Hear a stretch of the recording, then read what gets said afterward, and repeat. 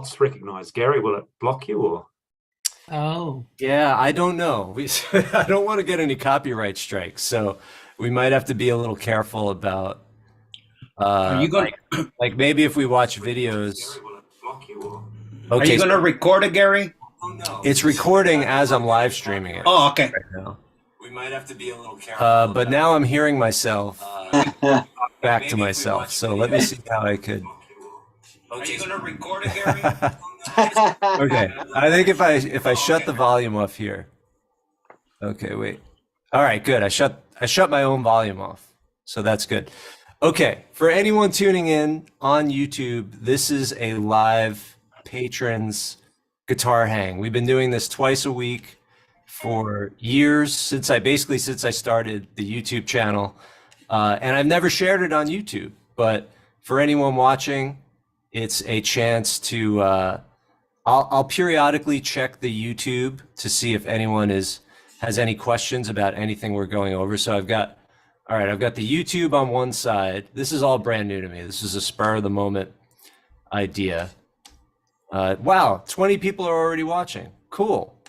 All right, so I've got the YouTube on the top. I've got the Zoom on the bottom. So basically the way that this works is anyone that's a PAL Music patron can come, hang out, ask questions. We go over guitar techniques. We go over songs. We learn songs together. We jam together sometimes. We have discussions. It's basically open to people of all levels.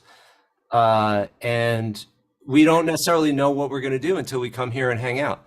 So it's like a lesson / guitar hang. So with that in mind, first of all, thank you for those that are here. I just was like, yeah, let's do this. And you're all like, oh, okay.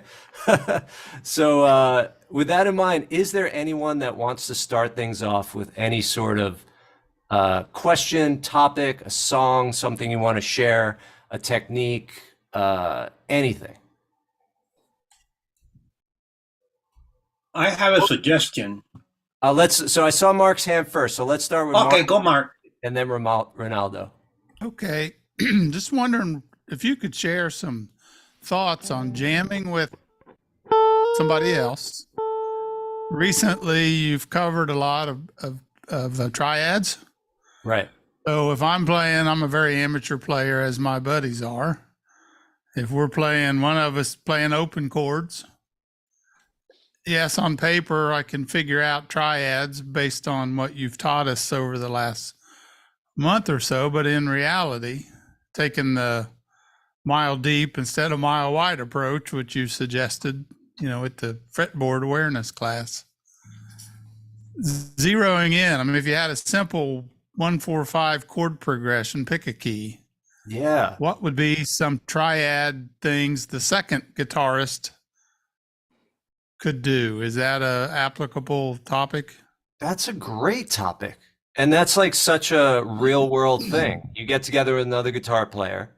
That guitar player knows their open chords, and you've been playing more lead, you've been exploring the fretboard, but so you want to be able to jam along, maybe up on the neck using triads, right? Absolutely.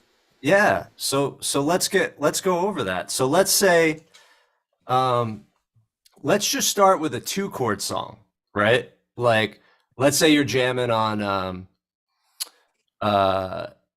You Can't Always Get What You Want by the Rolling Stones. So that song,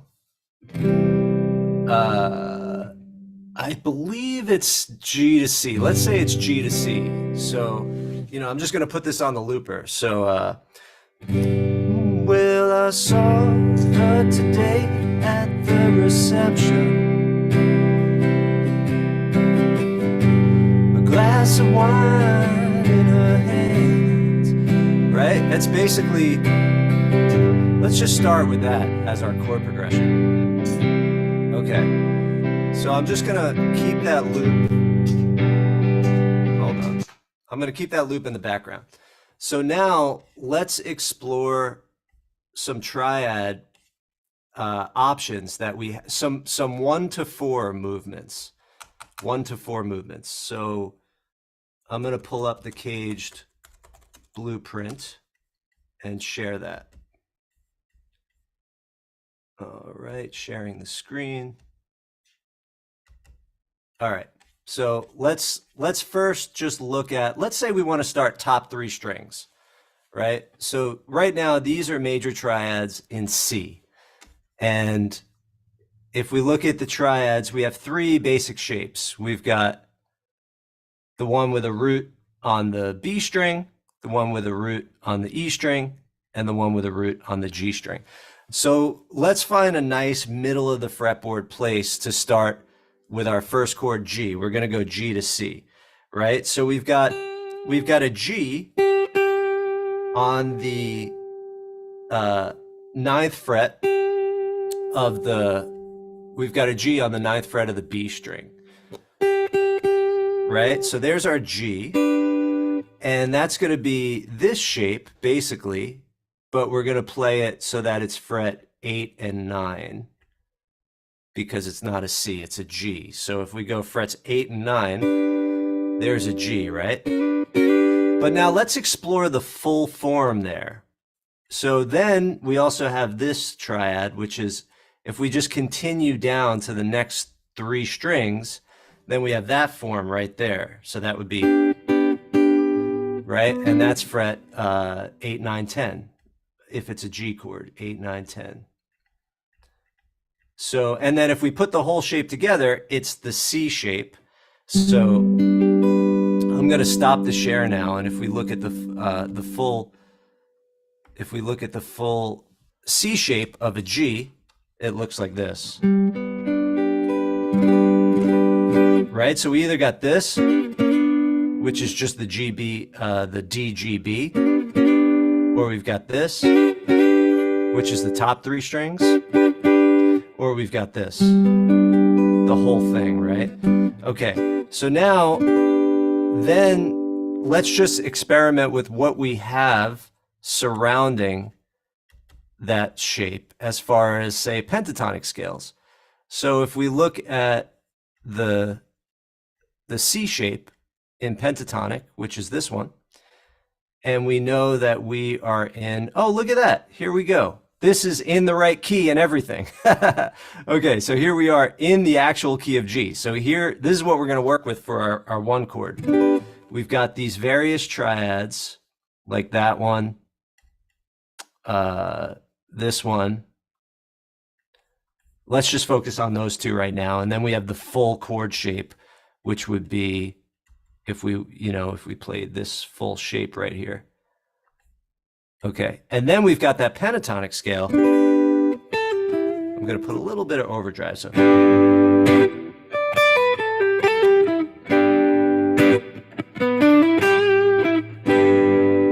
So let's do this. Let's play the chord on beat 1 and then play a little lead in between, right? So here we go. Beat 1, 1, 2, 3, 4.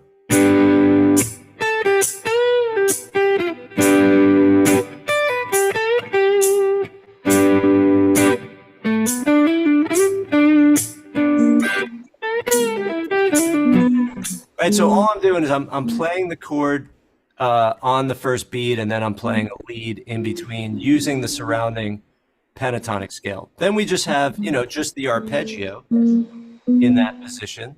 So the arpeggio, for instance, would be, right, just the chord tones, 3, 5, 1, 3, 5. But then we have the pentatonic.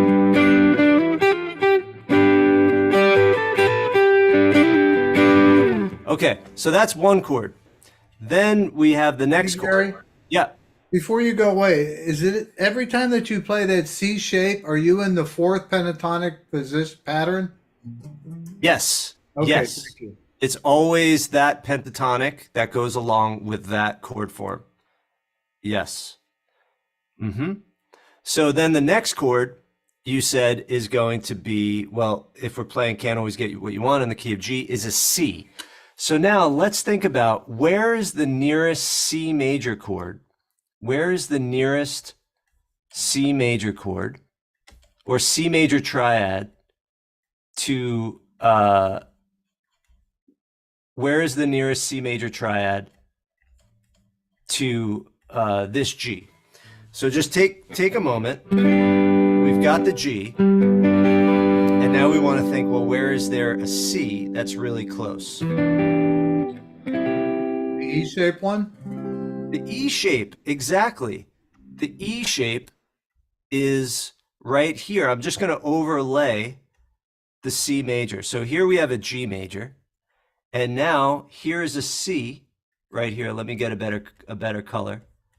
So we've got this.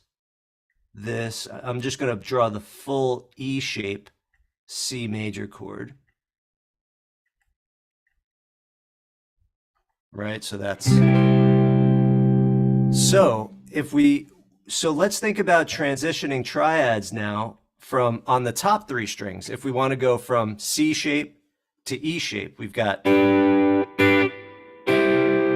you see that movement? There's one common tone there. So basically I'm going from here, here, and here to the three reds, right? So I go G,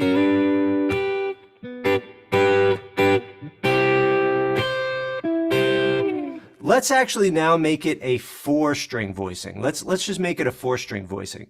So if we think the G voicing as 4 strings, it's this, right?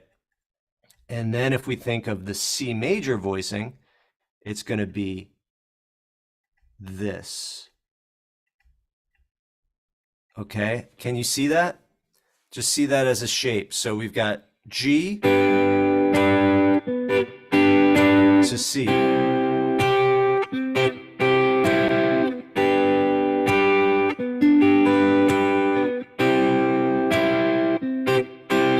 Okay, then which pentatonic scale goes along with the E shape?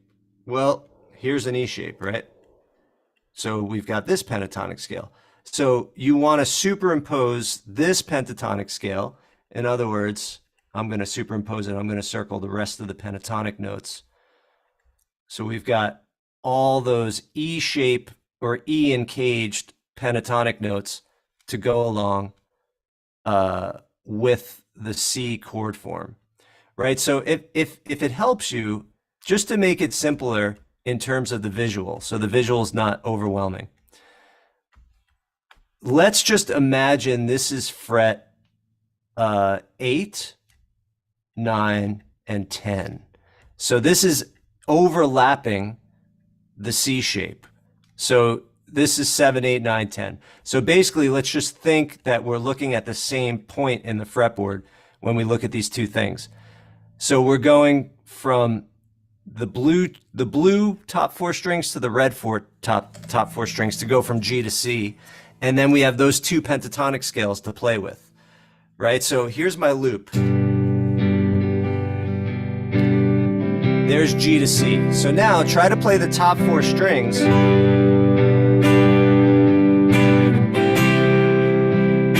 See, just start with the chord. Let me show you what I mean. So I'm going to stop the share. So I'm going to go.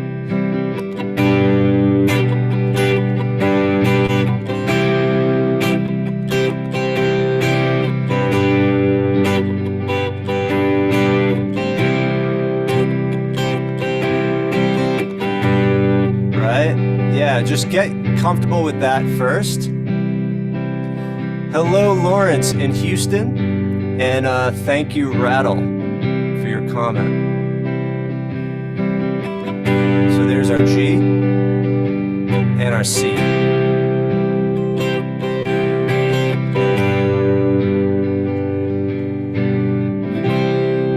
Okay, now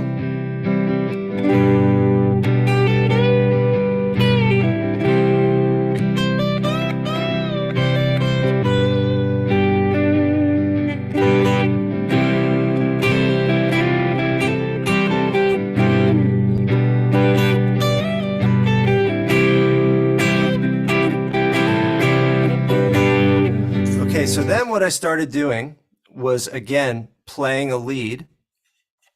So I started playing a lead. Well, first I just started playing the chords. So now we've got.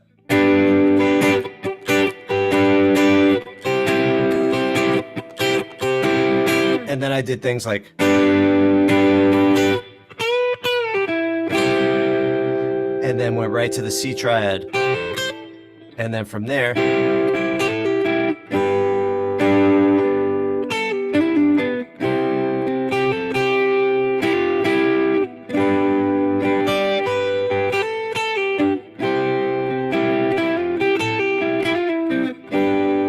right? So all I'm doing is I'm taking this triad, being I'm playing on the top 4 strings, I got a free pinky. So I've got these pentatonic notes. And then I go to this chord. And then I've got these pentatonic notes. And I even got that note sounds good too. And I could hold the chord and embellish, you know, like.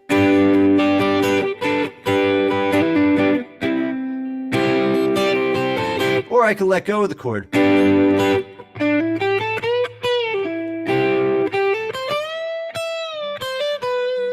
Right, so I could either let go and go into the lead, or I could hold on to it. Gary, Yeah. when you break into the lead, are you thinking primarily of just arpeggiating, or the whole pattern, or just what feels right? And That's a good question. So breaking into the lead, I'm thinking the chord shape plus the surrounding pentatonic. okay. But one of the best ways to go from one chord to the next, like let's say I'm on this chord. What differentiates this chord from this chord? Well, this note to this note. That little bridge from this note to this note has a very strong sound of a chord change. So in other words, if you go,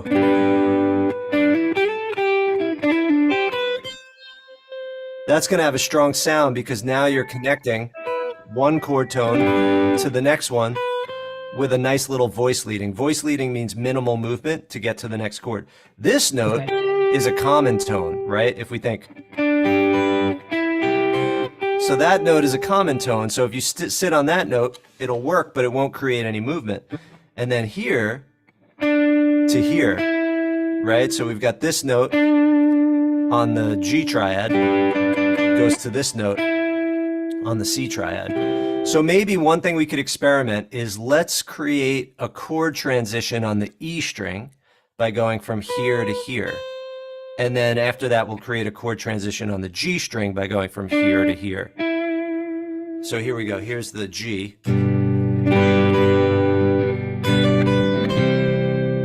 Right, real simple. So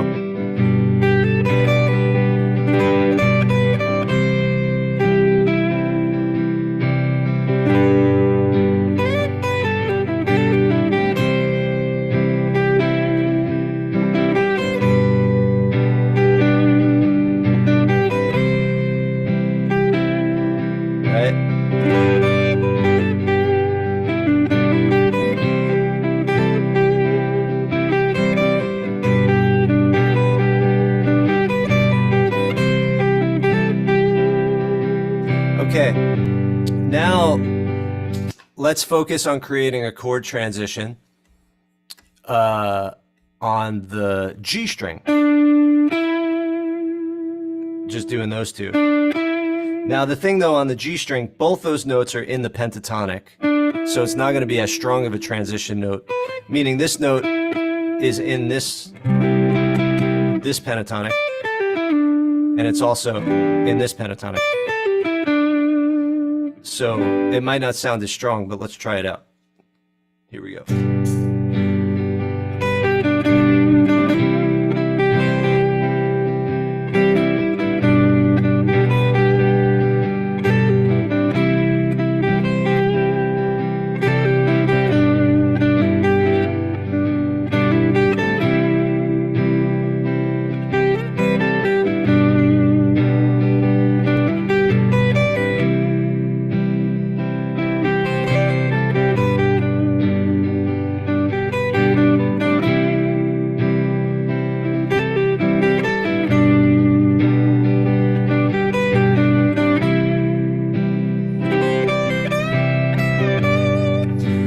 Let me go back to the graphics so that you guys could explore that a little more. So we're going going between the E shape and the C shape. But they're both overlapping frets 7, 8, 9, 10.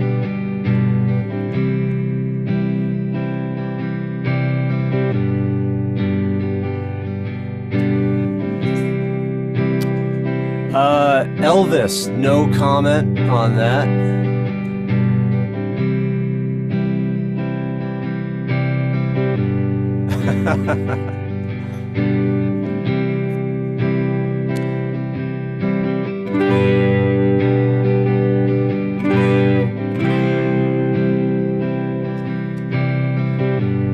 Okay. Any volunteers want to play some sort of a riff that's going between the G and the C using these triad and pentatonic ideas?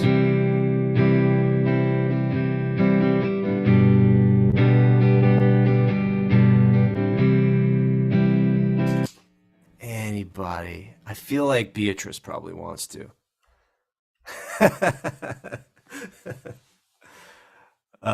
No pressure though. No pressure.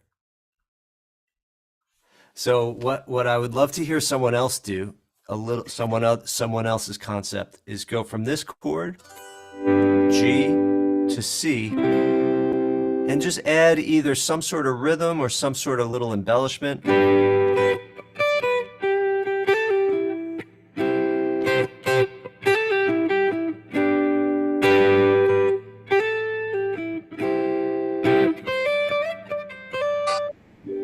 Oh, I hear someone. Someone unmuted. Who was it?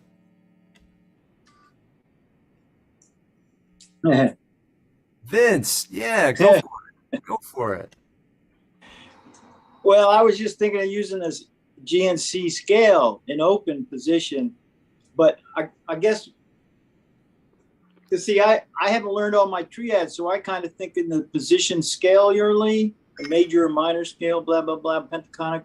Right. Either or, pentatonic or minor, major or minor. It's because I'm not quite sure what that cage shape was that you were doing. It looked like almost like a minor. Oh, were you able to see my screen share or no? Yeah, but I have You're on like a phone, right? So it's real small? No, I got my tablet. It's a little bigger. Oh, you got the tablet. Okay. Yeah. So let me just show you up close. This is the C shape. So think like a C, right? On the 8th fret. And then we move it to the note G on the 10th, 9th, 8th. I'm sorry, 10, 9, 7, 8, 7. With what? With which index? Well, you're gonna do pinky on the. If you wanted to play the full chord shape, which is where the triads come out of, it's pinky on the G, and then we go right. So then we got the G on the 10th fret, then the 9th fret with the ring finger, then the 7th fret with the index. Then on the B string, middle finger on the 8th fret, and then on the high E string, we've got the 7th fret, right? So you got a bar if you want all 5 strings. Right, but now if we just work with the triads within that, we have this little triad, that looks like a D. Then if we go one more extra string, we do this. So now we have triad plus 1. So that's where we start on the third, 3, 5, 1, 3. Right, and that frees up the pinky.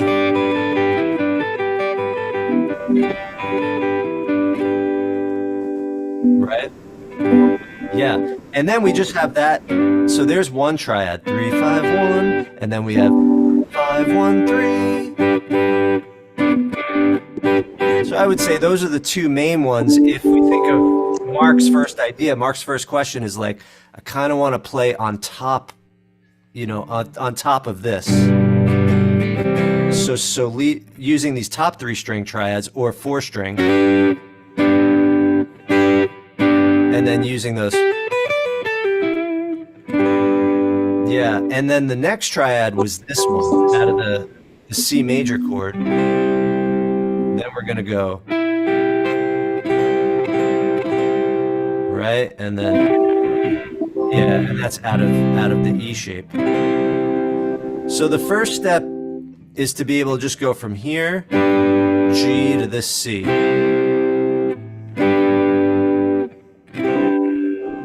Yeah, let me hear you do that. I'm making a D shape on the 7th fret. Yeah, the D shape. It's a D shape or a C shape because they share that in common. And then, let's see. No. Oh, and then. Oh.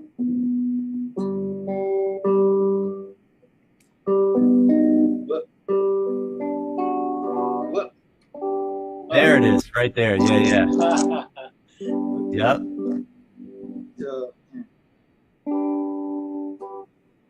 Whoa. That's right. That's the full chord shape, right? But you could just stick with those top 4 strings. So, like a G major shape? A C major in the cage language, but it's a G major chord. Yeah. The C major shape, but a G major chord. Yeah. So. Can I do a C major scale off that? Well, being we're in the key of G, if you were going to play a full scale, like a diatonic scale, it would be G major. But what we're talking about is the pentatonic. So the G major pentatonic, and then to the C major pentatonic. So if I go back to that graphic, Okay, gotcha. So I can go off of that. Yeah. Yeah. Or can you see my graphic right now? Yeah.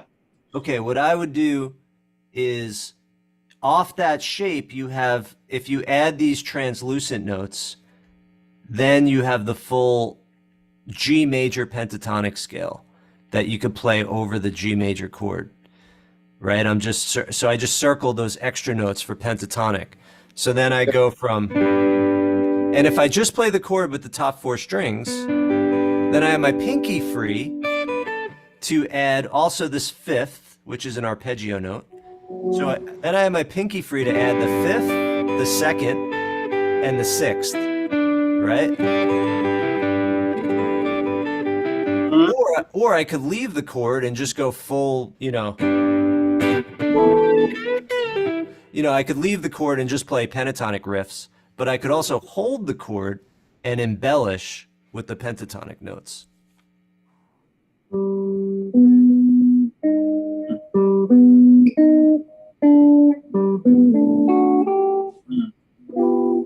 Barry? Yeah. Good sports. William? Else? Yeah. I hear a weird echo. But I want to make sure I'm using the correct terminology. If you have a triad and the root is the first, for example, we're looking at this triad, the D shape on the 7th. Right. And you're hitting, well, if you put your pinky up on the 3rd.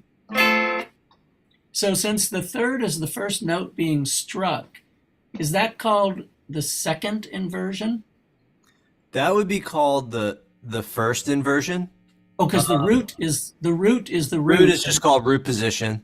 And the 3rd would be third as the lowest note would be called first inversion, and then 5th as the lowest note would be called second inversion. Okay.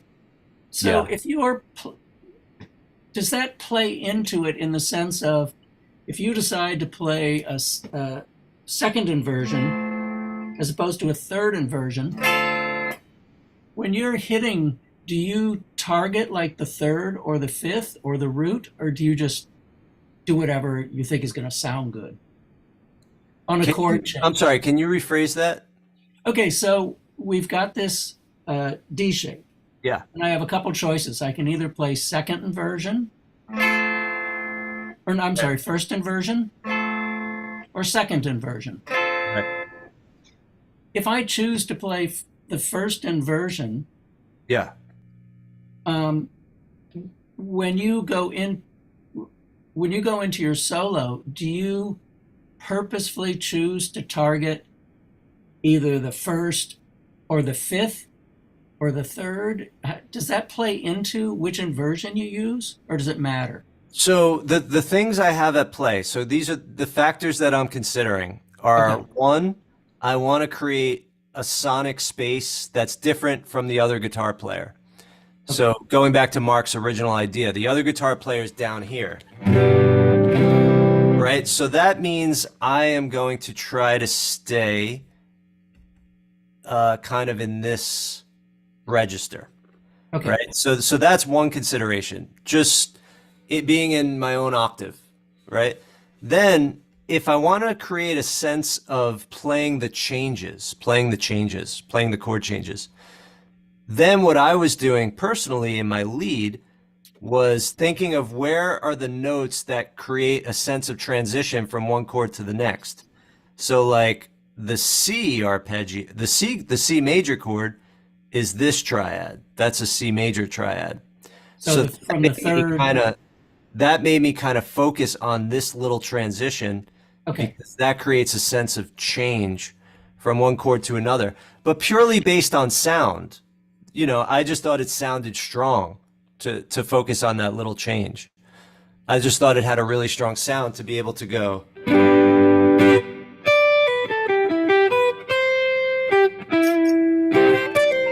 You know, when I went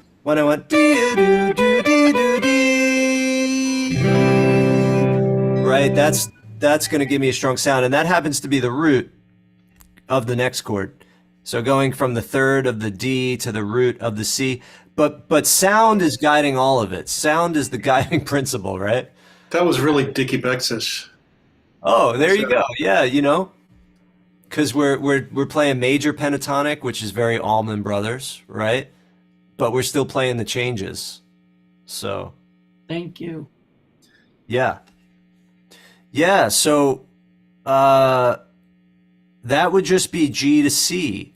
So one thing that would be a really great activity, though, for I think what we should do next is play G to C in every position, all three different positions. So here's what I mean. Okay, I'm going to stop the share. So let's say we start with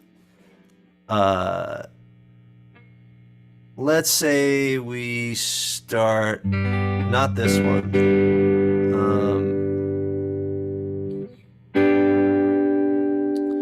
Let's go with this one. So let's backtrack. Let's go to this G position. So here's a G major, right? So, but let's focus on the top four strings. So I'm going from this E shape, but I'm playing the top four strings. Okay, now where is the nearest C? Right there, right? Think this C major. So going from G in the E shape to C, going from G in the E shape to C in the A shape. But when we think of the top four strings, this is what the C in the A shape looks like. I'm reading Many Vibes. Many Vibes said, you feel from one exploring pattern and settle with what feels right. Theories like a map you can get lost in, but ears are the way. Yes, I agree. The theory is to support the ears, give the ears a sense of confidence, and kind of combining this map with your ears is a great combination. So we got this C major, and then this G major. Oops.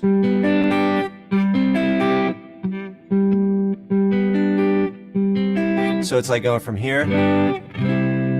Okay, so let's say we wanted to play, and then from there, then we already went over the next one, which is,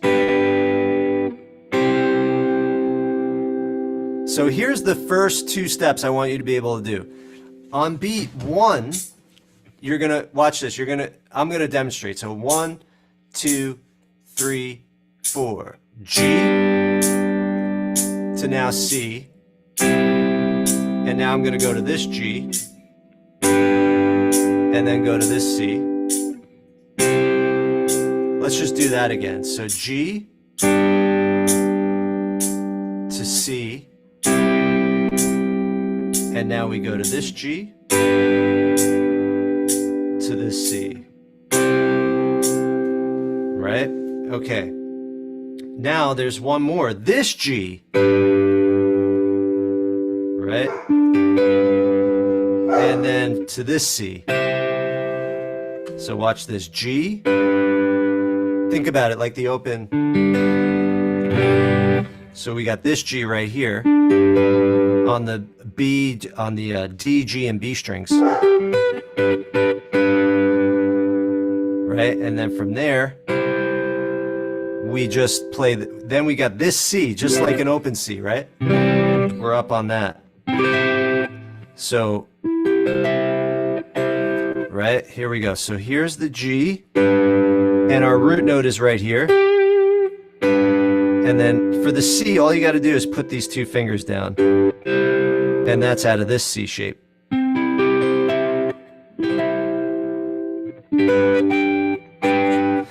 We could go like this for that G. And then if we want, I guess we could do, yeah. So you have an option here. You could either go like this for the G, or you could even go like this. Try both of those. This would be 5, 1, 3, 5, and this would be 5, 1, 3, 1.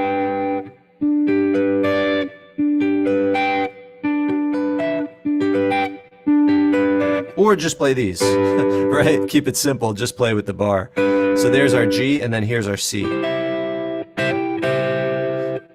Okay, so this is the exercise. See if you can do this with me. We're gonna go G to C here. 1, 2, 3, 4, G. Now we go to C. Now we go to this G. Now we go to this C. Now we go to this G, and now we go to this C. And then we can keep going.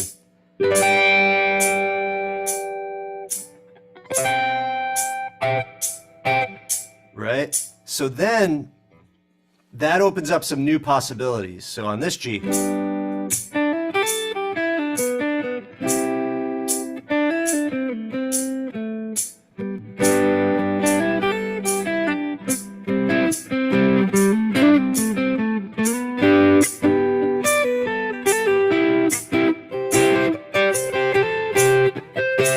oops.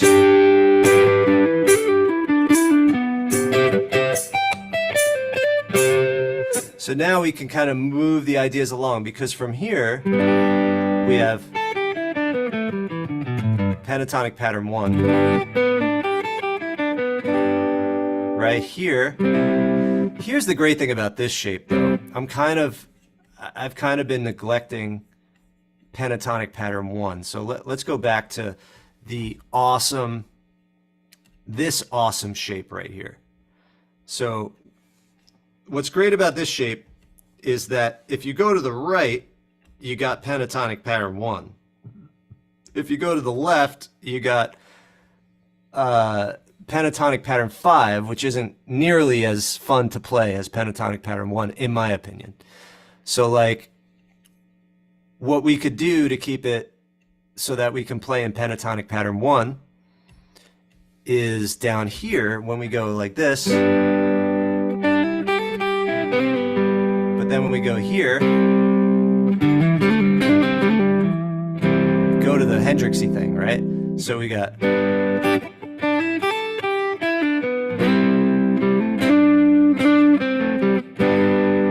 yeah, so try that. Go to this G, and then to this C. So G shape, and then for the C, you could stay here, but you could also replace that finger with this finger, and then you got pentatonic pattern 1. Debbie says, what's that? I think it's ABBA's song that goes through a blues scale and comes back to 4 minor 3, 4 minor 3. Huh. Do do do do do do do do. Are you thinking like a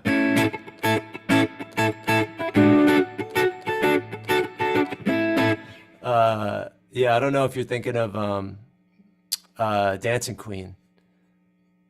I'm not sure. But anyway, yeah, so here we are. G in the E shape, then C in what we could either call the G shape or the C shape, right? Because they share that triad. But then we can move it up. So we go from here to here. Then we come up to here. Hey, Gary. Yeah.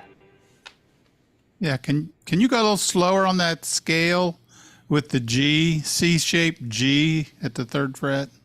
Yes. You said that's the pentatonic 1 pattern? Yes, right. So when we play this G shape here, I mean, when we play the G in this E shape, yes. No matter how you cut that, that's pentatonic pattern 1.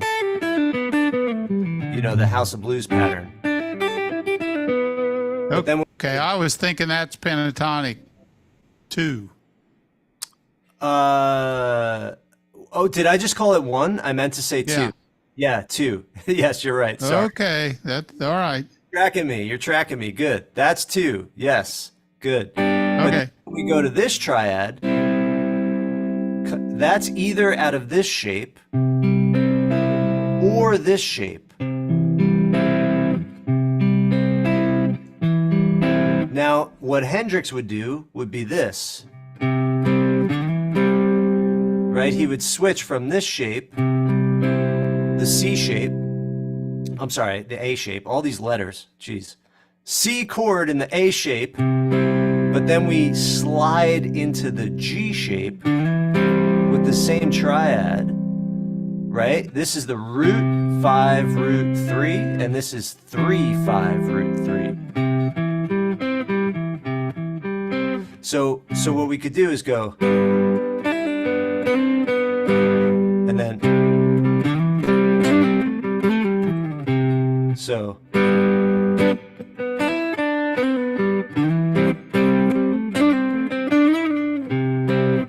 sorry.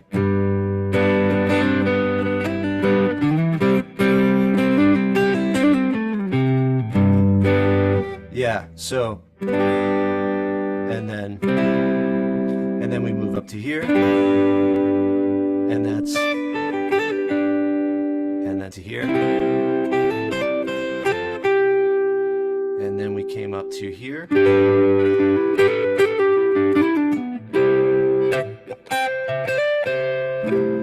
Yeah. Hey, Beatrice, I see you watching. I'm curious, is this new stuff to you, or have you been doing this kind of thing? You mean the stuff you're playing, the type of arpeggio thing? Yeah, like taking these little triads and playing the pentatonics around them. Is this like familiar territory for you? Oh yeah, the pentatonic is familiar territory, but I don't know about like doing those little things where you finding all of them. Yeah, how about this thing where you go,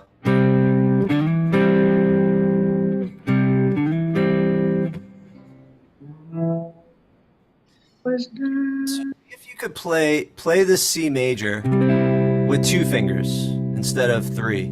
So you got, right? And then take your ring finger and slide from this note to that note. So you got, Oh.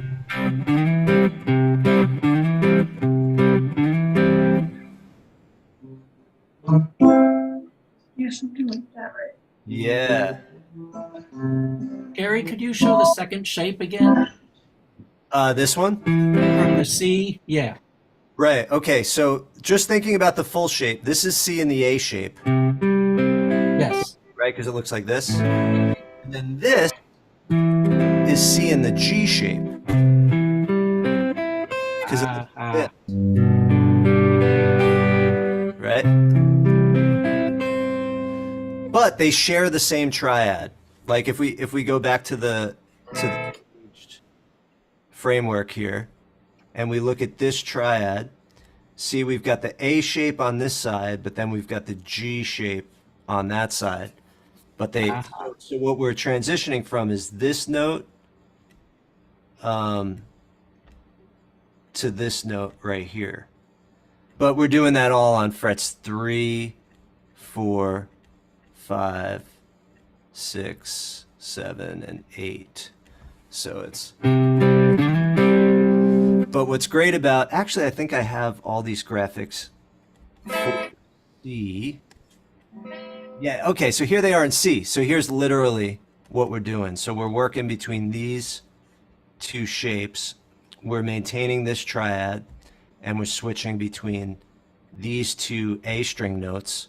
But then once we get to the G shape, that puts us in pentatonic pattern 1, and we have all our fingers free to do all those sweet embellishments.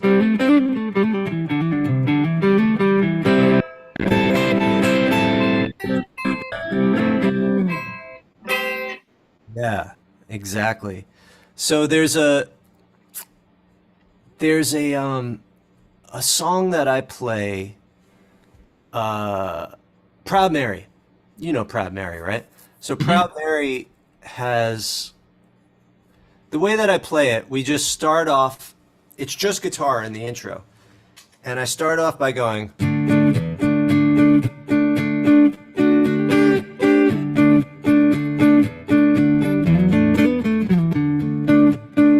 So there's two things that happen is it goes from, so we're in D now, I'm changing the G to C thing. So we start with like a D power chord.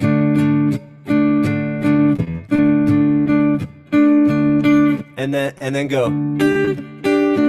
That's another cool embellishment to do. If we take, let's say, a D major in the A shape, add the fourth with your pinky on the B string.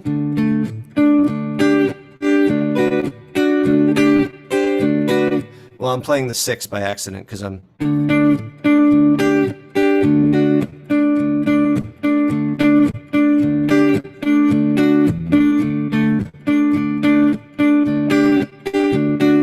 Right? And then there's this little riff that goes... You know, and we're rolling. So what I'm doing is I'm going...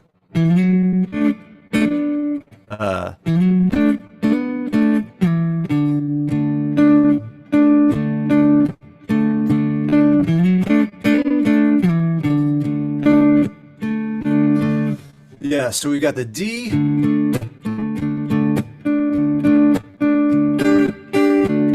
And then I add the sus4. So if oh, sorry, I didn't realize I had the chart open. Sorry about that. So here it is without the chart.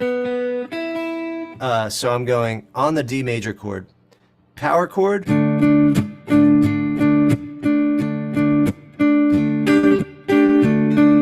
then I'm hitting the sus4 like this. So that's just one fret up the triad on the B string.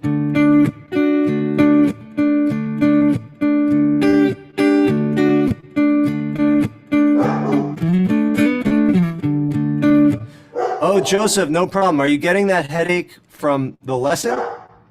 I hope not. Okay, so yeah, we've got...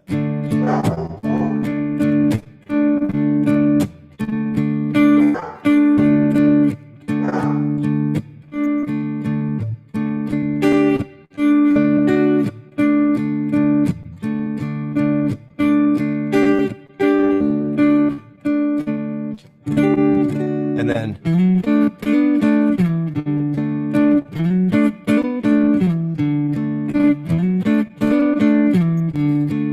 So that move, let's go over that move. So we got...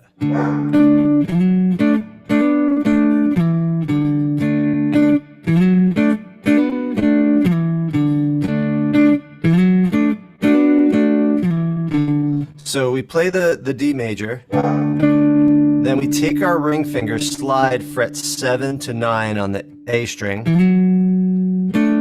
then we do a double stop with the index finger, and then we do a hammer on the D string, then we slide back 9 to 7. So it's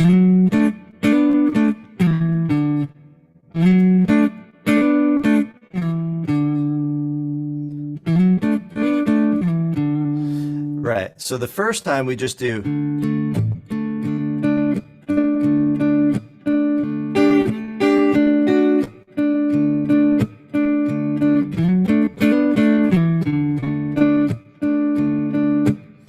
and that's kind of like let me just loop that.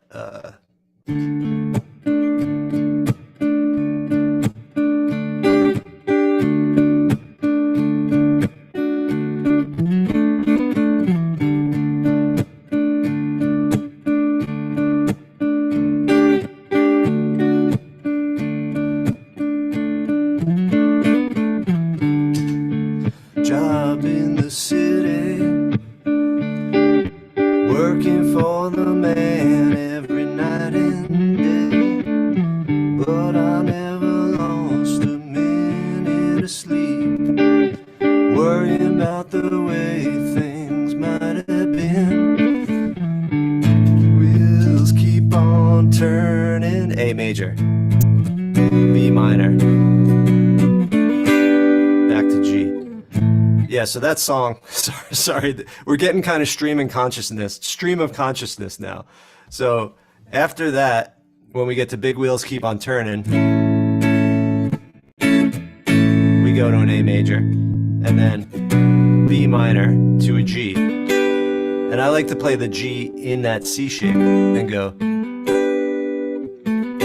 and do this little hammer on it. So, big wheels keep on turning, proud Mary keep on burning, rolling, and then back to the rolling.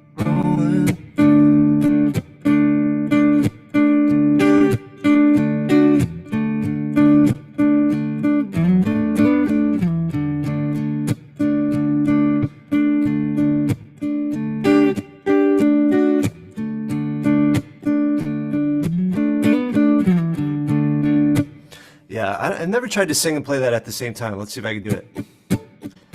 Left a good job in the city, working for the man every night and day, but I never... See, I missed the riff because I was singing. Let's try it again.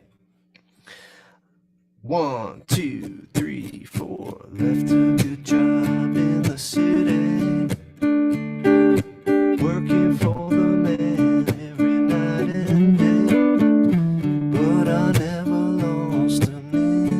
Sleeping, worrying about the way things might have been. Wheels keep on turning, proud Mary keep on rolling.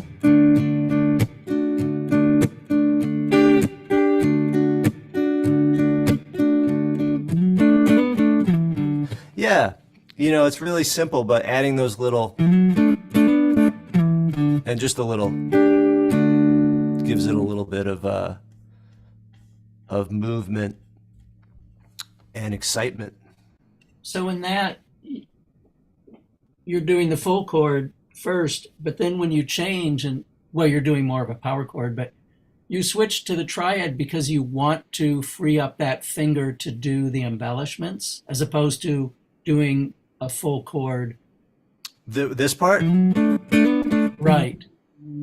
Well, that's just kind of adding a riff, right? But these kind of Hendrix-y, I call them Hendrix-y, they're just R&B bluesy things. They were happening before Hendrix, but just the idea of taking a double stop or a triad and adding thank you, many vibes. Thank you for coming. Yeah. And just playing off that triad, you can't do that like this. If this finger, right, is taking care of that triad, nothing can happen behind it.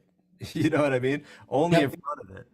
So, whereas this is a great grip, especially for this chord.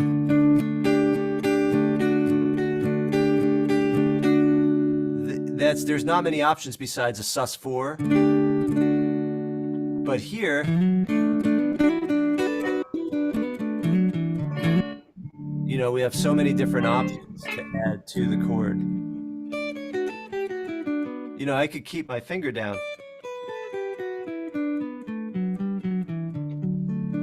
and basically play the whole scale. I am terribly out of tune. Let me get that in order. Or my intonation's really off. Does anyone want to play that or get some feedback on it? Hey, Gary, how far ahead are you thinking when you play? How far ahead? Well, if it's a song, I just have the like everything I just played. I just know the whole song, so I don't have to think ahead. You know what I mean? Because like none of it was improvised. It was all stuff that's how I always play the song. You know what I mean? But I think in general, that would be like asking, how far do you think ahead when we have a conversation? Right? Like, and I think you'll say, not at all, maybe milliseconds, right? You just have an idea and it comes out.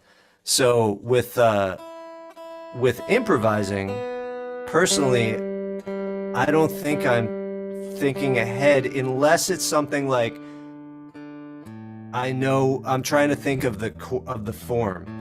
Like let's say we're playing Can't Always Get You Want What You Want and it goes from G to C. Something as simple as that. I might be thinking, okay, here comes the C chord, so let me play into the C chord. So that is like an anticipation of what's coming. So there's an anticipation of what's coming, but the way that I meet that anticipation is happening in the moment. You know what I'm saying?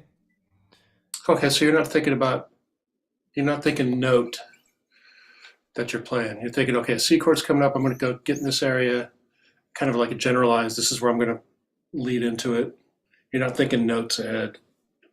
No, no. I guess. Well, so let's say earlier when we were just going from here. Let me get that tuner off. So we were going from here to here. So if we're on the G, you know.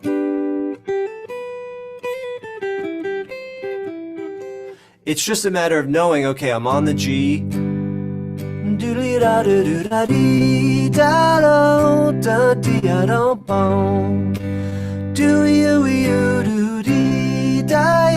Like the same way I'm doing that with my voice, it's the same thing on the guitar. It's like, you know what's coming, so I guess there is a target. There might be a target. Like if I know, let's say I know that this is G, and then on the C, I'm going to go da.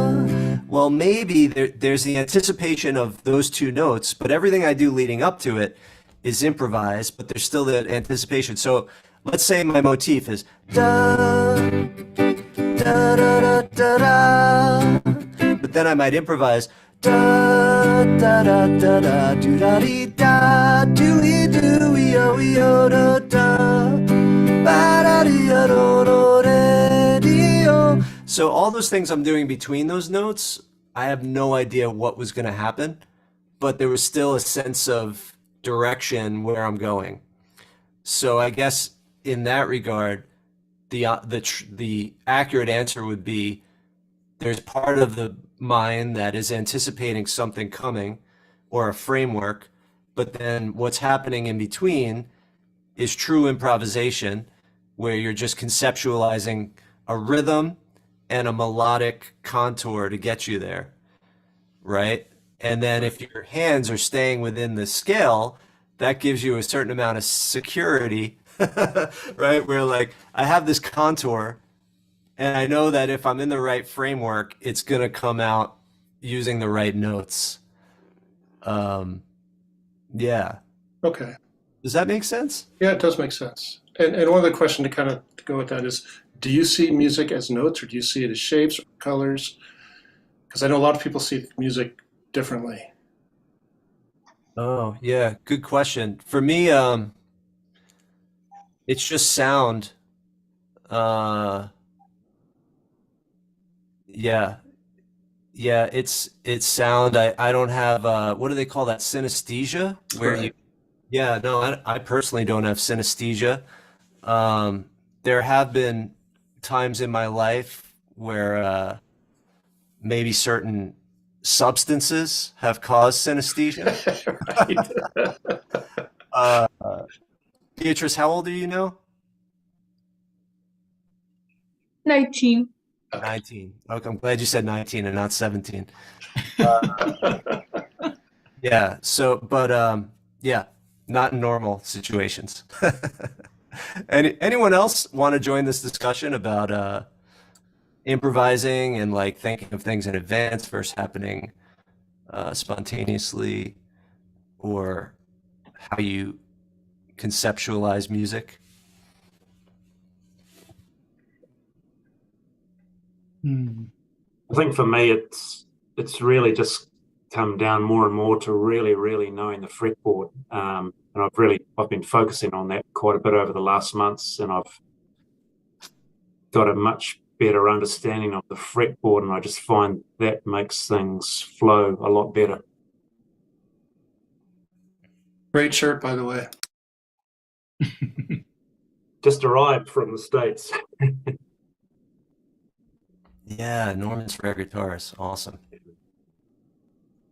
Yeah, actually, something just clicked on me tonight with the cage system, how you were doing the chords all over the place. And I just realized there's your 5 position. Then how you said you go the other way is 1. So I just put a C chord on and was just playing up and down with all of that, and it just started to click. Awesome. Yeah, it was the first time in like 10, 15 years now. It just made sense. I got That's to get another chord in there, but still. that's really cool. Yeah. Awesome to hear. So we have 20 more minutes. Anyone on YouTube have a question or something they want to go over? How many people are watching? Currently 30. Oh my And gosh. Sam Stamos says, "Nice t-shirt, Jason." And he says the trick on that bar D to the riff is getting the ring finger onto the A string to slide up and back down. Yeah, that's a good point, Sam. So what Sam is saying on YouTube in the comments is it's all about getting this ring finger, you know, in position for that slide. That reminds me of the Beatles song. Desmond in the marketplace. Something about that.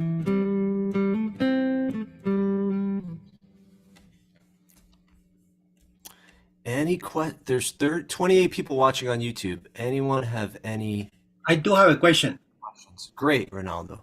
Yeah, you were playing Proud Mary and you were playing on D.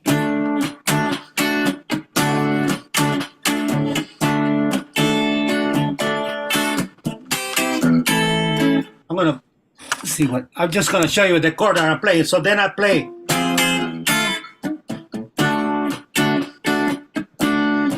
You played B minor, I think. But I'm thinking about this guy.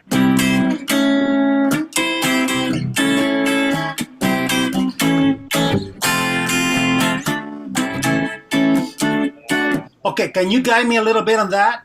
Because I'm lost. Yeah, so that part goes C A C A C F. I believe that's how it goes up.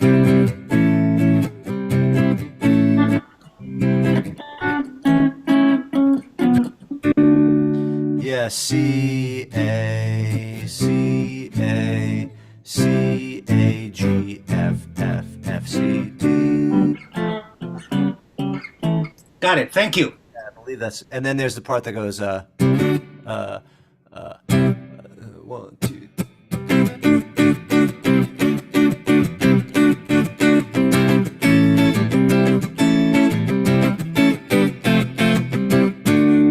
Yeah, there's like a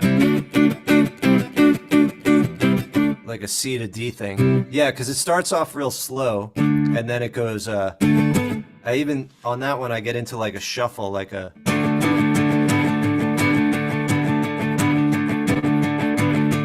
You know, that kind of a thing.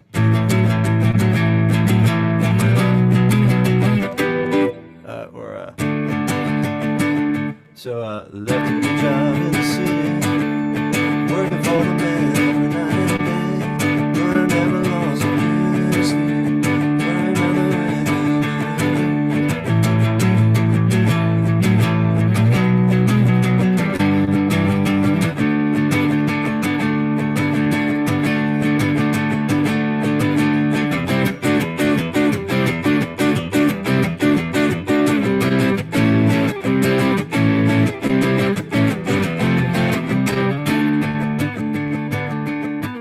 Yeah, that's pretty much the whole song. That makes you feel like dancing. Yeah, well, it's one of the wedding tunes. Yeah. Thank you. Thank you. Yep. Isn't playing music, a YouTube comment, isn't playing music kind of like having the same conversation over and over again with different people and being proud of yourself for remembering the words you've said 1,000 times? Huh. Well, the first part of your comment, isn't playing music kind of like having the same conversation? Well, I guess if you're playing a song note for note the same time, I mean the same way over and over, then yes, it is having the same conversation. But hopefully it's a conversation that you like having and you get more and more confident about the conversation and find different things about it that you like. Yeah, you know, like once you get your part really down, then maybe you're able to focus more on what the other players are doing. And sometimes you could just embellish, find ways to, if you listen to a lot of bands and you hear, especially in earlier years, but even like modern, like if you listen to Bruno Mars play That's What I Like on the album and then his live version, it's completely different. So there is room for small changes over time. And a lot of more creative bands, they're constantly evolving their songs. Little by little, things change, little by little. But that's just playing songs that have no room for improvisation. If we're talking about jammy, more jammy stuff, then it's a different conversation about the same topic every night. Same topic, AKA the song, the vehicle, the chord changes, the vibe, but new conversation. If you continue that metaphor about a jam session and it being conversational, how would you then define the concept of call and response? Someone makes a call. Musically, what are you thinking in terms of, oh, what's my response to that? Let's try it.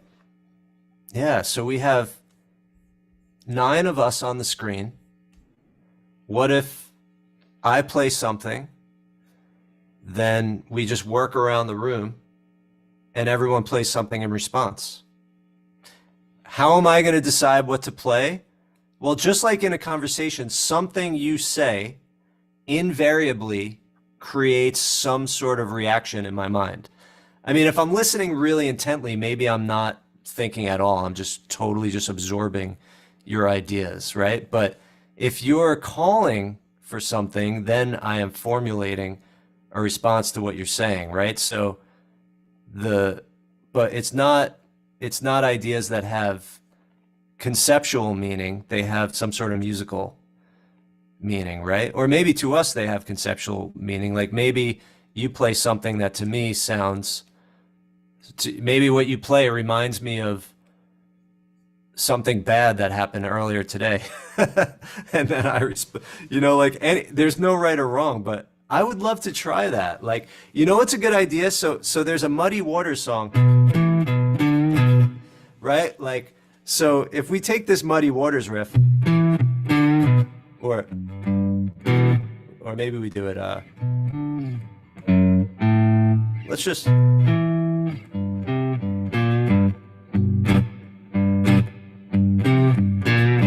or maybe,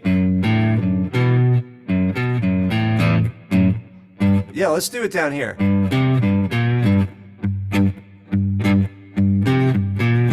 So the riff, this is, you know, the day I was born, there was a man child coming. So, you know.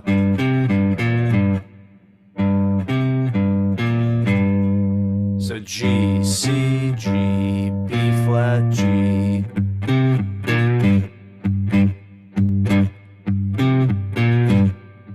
And then every time we play that, someone plays a riff. So in other words, I'll put it in the looper. So we've got 1, 2, 3.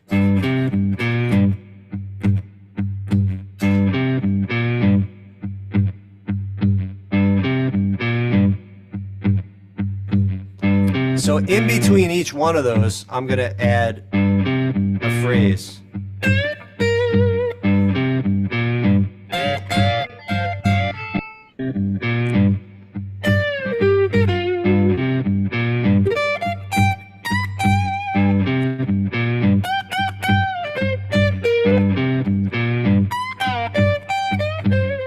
Right? So I could play anything in between.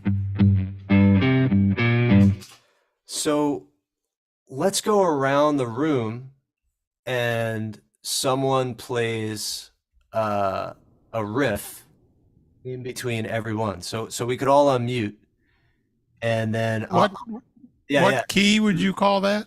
So that's going to be G minor. G minor. Okay. Yeah. And let me put an order here. So we've got Mark. I'm going to put this in the chat.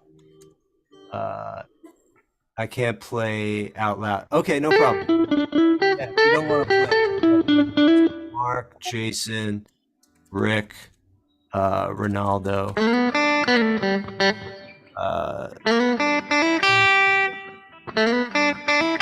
Vincent.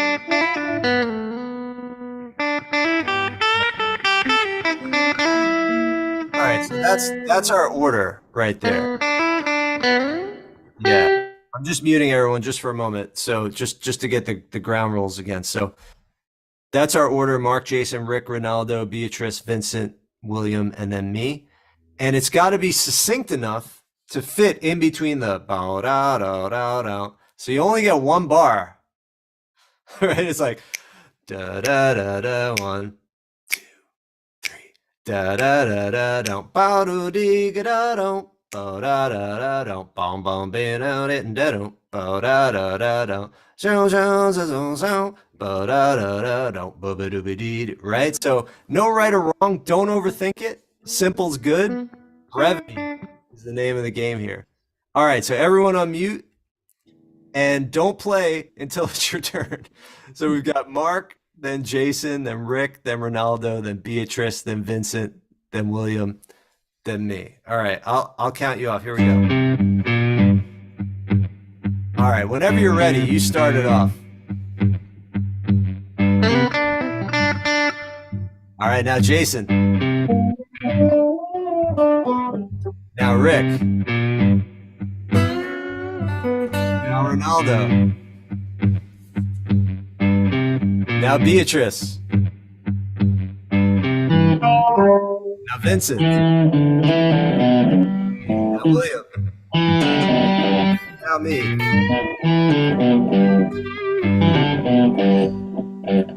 Okay, so Ronaldo, I just muted you because you ended up playing during other people's turns. So make sure you only play on your own turn. Okay, here we go. So starting it up again. 1, 2, 3. Ba-da-da-da-da. Mark. Jason. Rick. Ronaldo. Beatrice. Vin. William. Back to the beginning. Mark. Jason. Rick. Ronaldo. Beatrice. Vincent. William.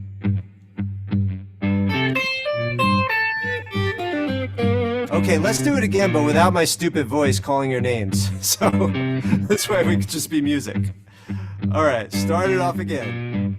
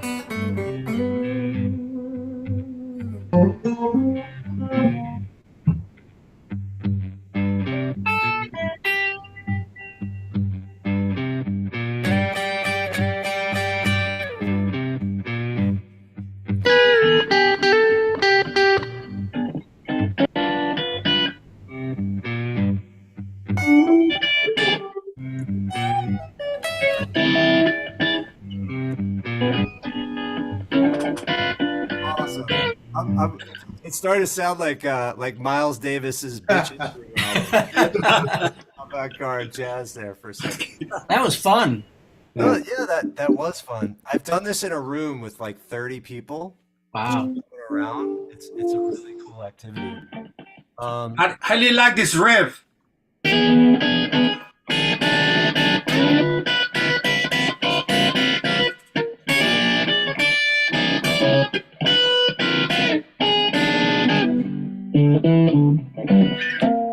It's cool. It's very dissonant. It's got that like tritone dominant sound to it. Yeah. What key was that in? Was that in G or C? We were in G minor there. G minor. A lot of G minor. Or really G blues, G dominant. So, I was playing all G minor pentatonic stuff. I heard a lot of you were playing G major pentatonic stuff, which was kind of cool. But let's try something more controlled. Let's try a call and response between let's try a call and response just between two people. So how about, let's start, Beatrice, how about me and you go back and forth? But let's see if we can come up with some parameters, like 4 bars each, right? So we got 4 bars each, and we just go back and forth, right? We'll pick a key. And I just want to have a musical conversation with you. So you'll say something, and then I'll say something back to you, and it'll last 4 bars. So what I'm going to do is just listen to what she played, and it's going to inspire some ideas as long as I'm listening. Take care, William. Yeah, so as long as I'm listening, then I'll play something that has some relationship to what she played. I'll go first. So let's stick with that key of G minor. And let's get a loop. So I'll get a loop. Let's just do like a blues, or like a G7 to a C7. So maybe like a.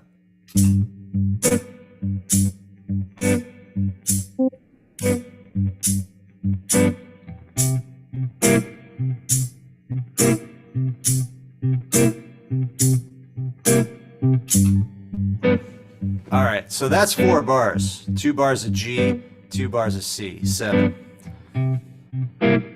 Okay, I'll go first, and then Beatrice, you could go. All right, so unmute yourself.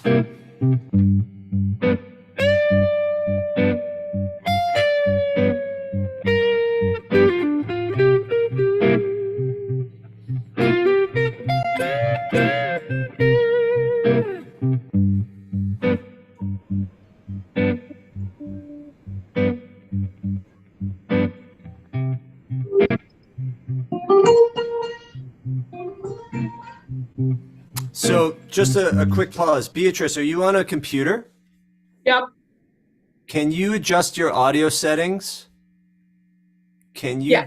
go to the little microphone icon, click the little arrow, go to audio settings, and then when audio settings comes up, click original sound for musicians. Turn that on. Okay.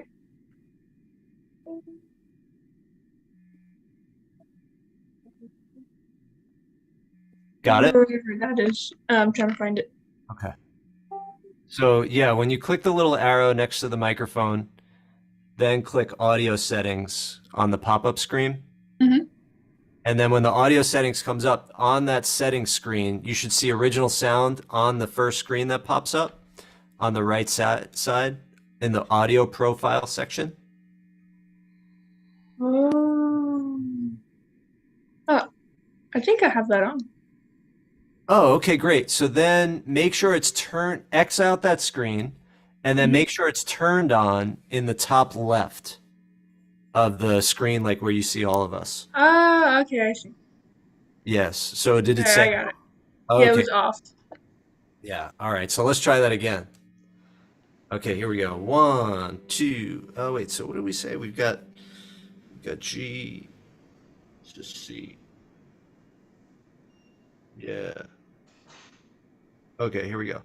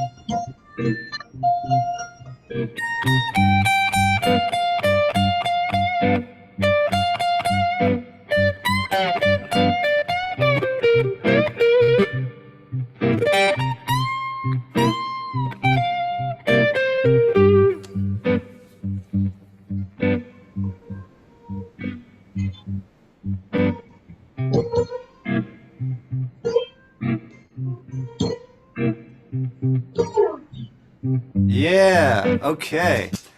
So that was a good example, I think. Like that was fun, and I was trying to hear ideas I liked in her playing and then kind of like go off of those. And that was so I never had a shortage of where to start because it was like whatever she played, I was like when she did that little double stop, she did like a something like that. So then I kind of just piggybacked off that. And just, yeah, the more I listen, the less I feel a shortage of ideas. How about you, Beatrice? What was that process like for you? You have really good ideas, and I was like, dang, that was really good. And I would play like up there, but like I'm like an acoustic, but like oh like, yeah, reach. it's like no man's land. Yeah, you went up there. Yeah, Cool. that was really good. That was fun. Yeah, we should try more of this kind of a thing. You know, like going around playing together. Cool. So, someone said the thrill was instantly gone. Oh, they weren't talking about us though. They were saying, I was like, oh, sorry to kill the mood. Are there infinite possibilities? There are 12 notes and not all combinations create resonance. Not trying to be a Donnie Downer. The music matrix revealed itself to me and the thrill was instantly gone. Huh. Interesting. Well, to me, 12 notes means infinite possibilities. You know? Yeah. I'm sorry you feel that way. Isn't it how you get to those notes too? Even if you have dissonance or something's out of key, out of tune, it's just how you get to where you want to go, where you end up. That's really what it's about, right? I'm sorry, did you just say that? Can you repeat that?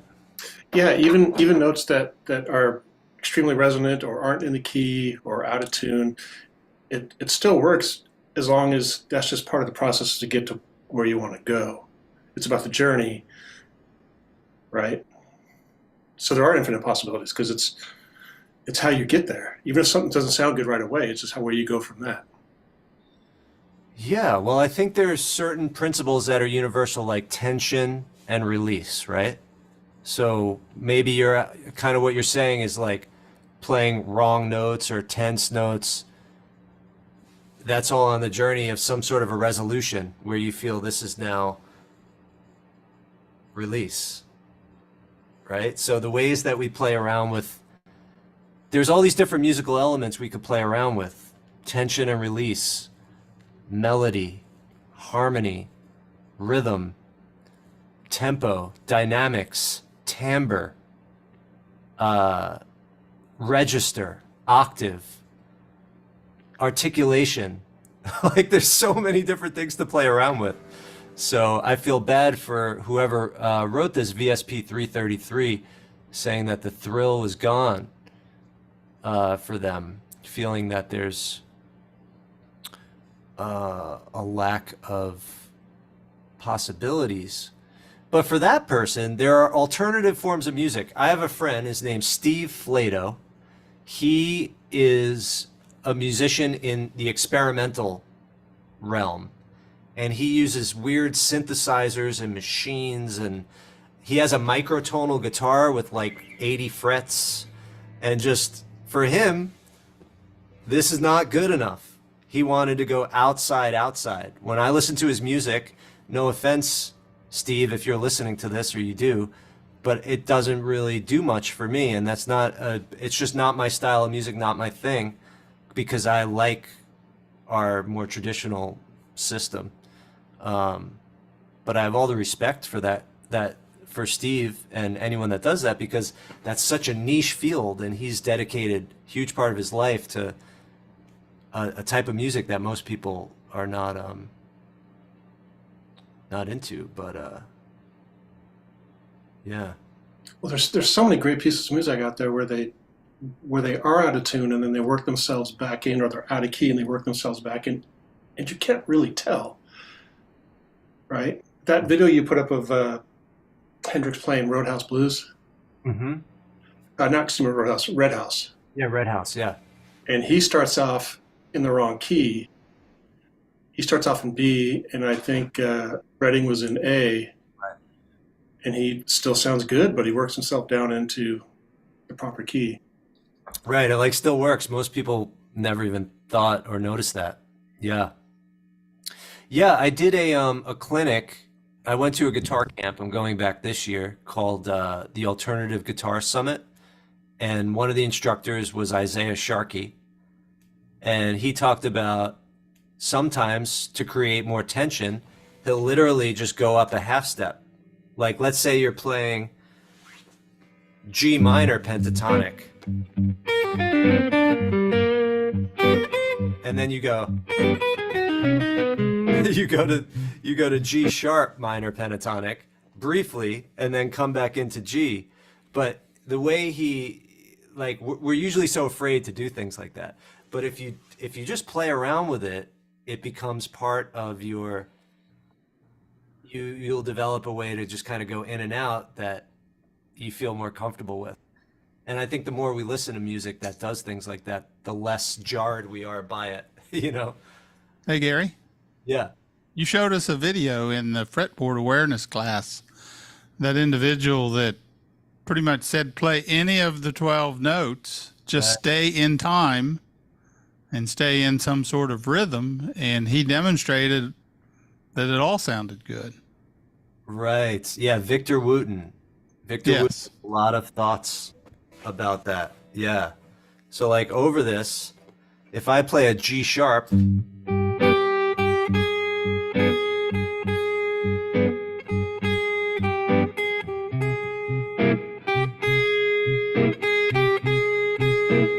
know, like at first it sounded wrong, but then I got comfortable with it too.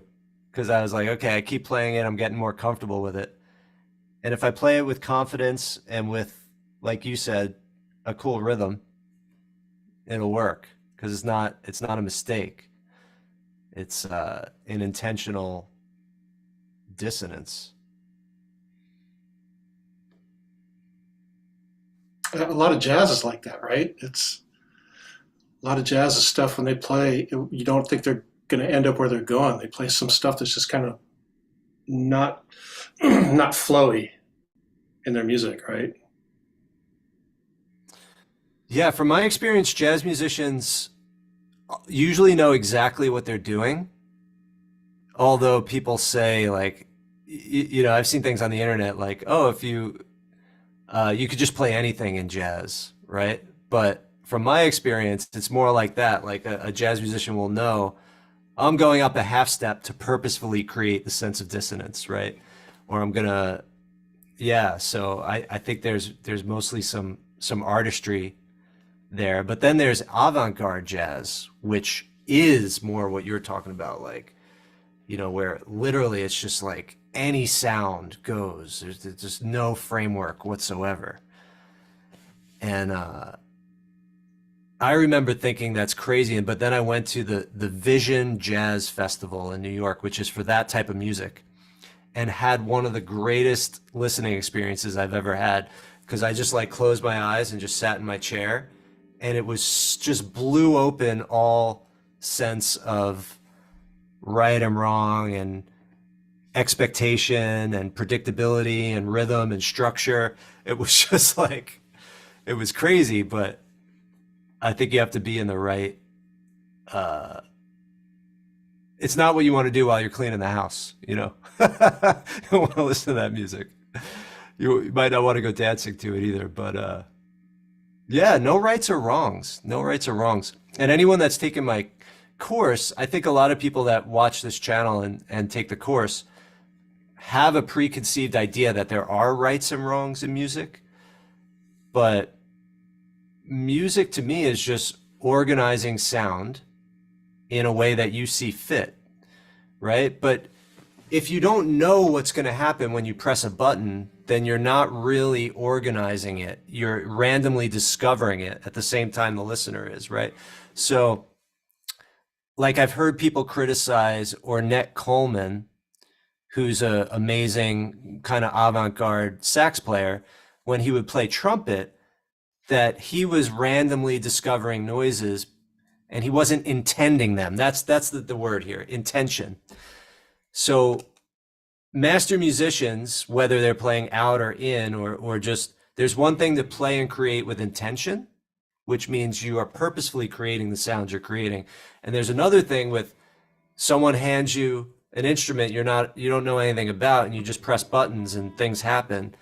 To me, that's kind of superficial because there's no intention behind the sounds.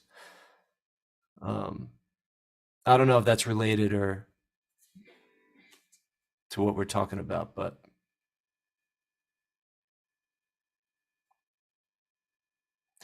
nothing new under the sun. Someone says, in my opinion, how good a note sounds to me is dependent on what was played previously. It's all relative. Yeah, totally, right? Like a note doesn't sound the way it does unless there's other notes that come before or after or at the same time, which is harmony. Cool. Well, hey, everybody. We usually go an hour and a half on these sessions. It's been an hour and 40 minutes, but this is a lot of fun. Thanks for coming. Thanks for participating in this first time that I'm live streaming our Patreon sessions. We do this twice a week. And if you're interested, it's patreon.com/powmusic. or any of my YouTube videos, in the description, you'll see a link to join. And I will post the replay in the Patreon. And have fun, everyone. It's great to hang out with you. And look forward to seeing you next time. Thank you. Thanks, Gary. Thank you, Gary.